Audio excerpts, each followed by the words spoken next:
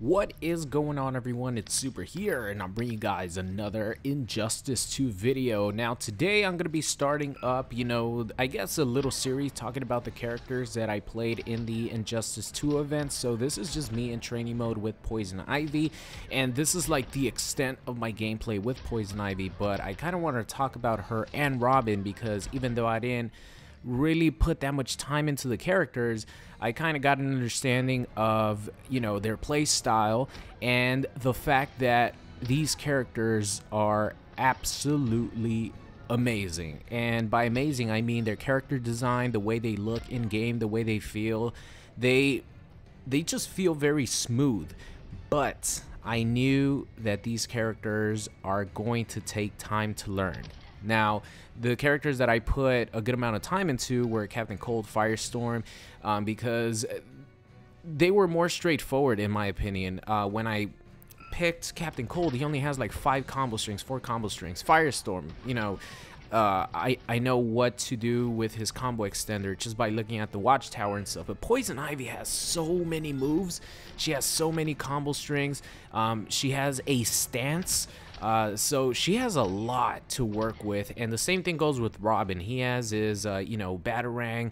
He has a lot of range, and he has multiple things that, especially with his trait and the different things you could do with it. I knew it was going to take time, so I didn't put any significant time to these characters at all, because if I would have, I probably only would have spent time learning those characters and not learn or not try out other characters, because I knew it would take time, and I probably wouldn't even have gotten, I don't know, like 20% into like being good with the character at all, learning stuff, because there's just so much. But I kind of wanted to talk a little bit about some of the positives and some of the things that I noticed for Poison Ivy and Robin, even though I don't have too much gameplay. It's just like me in training mode, like messing around for like the first time that I tried out Poison Ivy. And for Robin, I only have like myself trying to do the combo that you guys saw in my combo video. But first off, like I mentioned, Poison Ivy is she's awesome.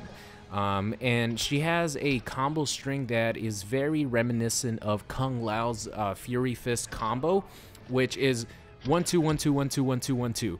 And there were some points where I couldn't even get the combo to come out. I guess I probably should have applied the Kung Lao method, which is just 1-2 and then you press 1-2 at the same time, and you press it twice, and then that's when the full string comes out. I probably should have done that, but there were some times where I couldn't do it. But it's definitely a really good combo string, because it's gonna be like a really good stagger string, and you could cancel from all of them except for the final one, which is just a hard knockdown. She knocks you down. So the most interesting thing that she has, other than her trait, is her stance. And the stance is very quick, and I think it's going to be really good. One of the things that I was a little bit disappointed about is that the stance, when you meter burn it, when she does like the whipping attack, when she like hits you multiple times with it, it actually doesn't launch anymore. And I specifically remember watching a clip in her trailer that she did the stance into meter burn move and it launched. It didn't do that in this build of the game. I'm assuming they took it away from her, or maybe the meter burn launcher is like an ability that you get for gear, but she didn't have that as her base move. It's just a meter burn move, and it only does like 10%, and it doesn't even knock you down. It leaves you like plus on hit. Maybe I was doing something wrong, I don't know, but it didn't like give extra options. It didn't say like hold up after you meter burn or anything. It was just meter burn, didn't knock down, didn't launch the opponent. But the stance is really interesting because it's down 1, and she goes into it really fast, but you have to be very careful and learn how to control this stance, because she's just sitting there. She's sitting there with the little yo-yo thing, waiting for you to do a command. And unless you get hit, you could do as many different stance moves as you want. She's not going to go out of stance. You have to manually press up, which the good thing is you only press up once. So it's a really easy stance to go into and cancel from. And it works in a combo. So if you do like a combo string, like 1-2-1, and you go into your stance, it actually combos into you know, whatever you want to do. There's 3 options. Stance 1 is just a straight mid. Stance 3 is actually a low, and stance meter burn is you know, the multiple hitting attacks. So those are your 3 options, and of course you could cancel it if you don't want to do anything, and it cancels really fast, like recovers really fast. So the stance is definitely going to be something that's going to be useful to her kit, and that's something that, you know, when I was playing, I was like, yeah, she's going to take a lot of going into and like exploring to really like figure out you know, some good setups and good combos with her. She has a lot of moves that, or she has a lot of combo strings. She has like 15 combo strings, and a lot of them have overhead and low mix-ups in the middle of them. Her buttons were really slow, I will say that. Her stand 1 was like 9 frames, which is absolutely ridiculous. She didn't really have any, you know, fast buttons. You could tell that she's more of a mid to long range character, but she has a lot of combo potential if you could get in, because like I mentioned, she has a lot of mix-ups. She has a standing 3 that I really think that it used to be an overhead, because she like kicks you. She puts her leg up and like overhead kicks you, but it's a mid. And it would have been so much better if it would have been an overhead, because it leads to a low. So it would have been overhead low. She would have had a little bit more offense right there. But it's a mid to low. It's still a good attack because it has a lot of range. But it definitely looked like, you know, I really believe that she was a lot better in previous builds than, you know, what we're going to get when the full game comes out. Let's see. I think, oh, her down 2, yeah. So there's one point where I actually do her down 2 on accident, because I was trying to do another move, and her down 2 looks like it's going to be really good because she stays crouching when she down 2s, and a huge vine comes out like in front of her. She summons a huge vine, and it has a giant hitbox, and it's like way above her head, so it looks like it's going to be a really good, you know, anti-air. So other than that, her command grab was really good. If you meter burn it, you're like plus 1,000,000, so you could get a back 3, forward 3. You could extend combos with it. And, you know, command grabs on characters are always really good. And the last thing, of course, is her, you know, Shinnok style Hellspark move, where she summons, you know, this huge vine or thorn, whatever it is, from the ground. If you meter burn it, 2 of them come out and the second one pops up. And the cool thing about the regular one is that it's only -7 with pushback. So you could end your combo strings in the Shinnok style, you know, vine Hellsparks and be completely safe, because -7 with pushback is going to make it like -5, something like that. And no character has like a 5 frame punishing move. You know, everything is like 6 frames and above. Fastest move is like 6 frames as far as like normals go. So that's definitely something really good.